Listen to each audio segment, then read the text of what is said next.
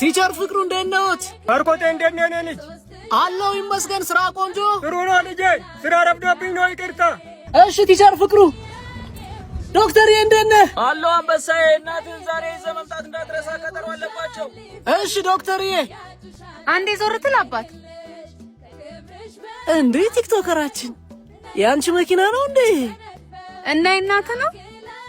አይ እናቴ እንኳን መንኩሳለች፣ መንዳትም አትችልም። ባይሆን ለሀገር የመነኮሱ ሰዎች በእግራቸው እየሄዱ አየሁ። እና እኔ ያገባኛል? አረ ምን በወጣሽ፣ እንደው የዓለም ጸባይዋ ገርሞኝ ነው እንጂ።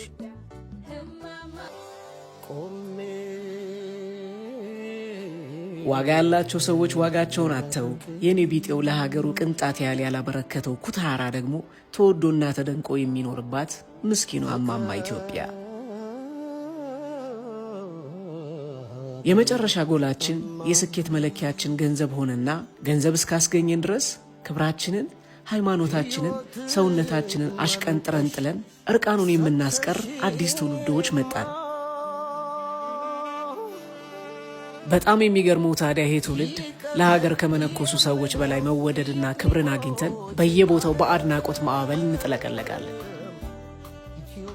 ለሀገርህ ምን አበርክተሃል ብትሉኝ አንድም የምጠቅሰው ነገር የሌለኝ እኔ ቲክቶከሩ ከአንድ መምህር አሊያም ዶክተር ጋር የሆነ ቦታ ወይም ሚዲያ ላይ ብገኝ ግን የተሻለ ክብርና ሞገስን ላገኝ ይችላል። የቱ ጋር እንደሳትን ምኑ ጋር እንደተላለፍን አላውቅም፣ ብቻ ግን ስተናል።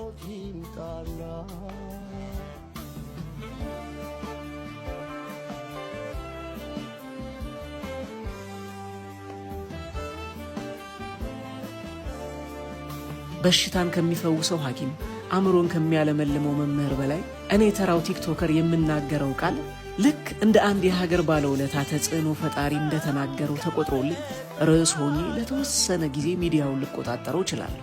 ከመምህሩ ጽሑፍ በላይ የኔ ንግግር፣ ከዶክተሩ ፈውስ በላይ የቲክቶከሩ ሥራ ገኖ በኢትዮጵያ ሰማይ ስር እስከ መቼ እንደሚቆይ አላውቅም።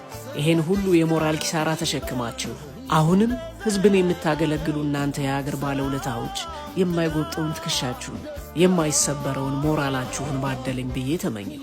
ፈጣሪ ለሀገር ባለውለታዎች ሸክማችሁን የሚያቀል ዋጋችሁን አውቆ ክብርን የሚሰጣችሁ አዲስ ትውልድ ያስነሳል።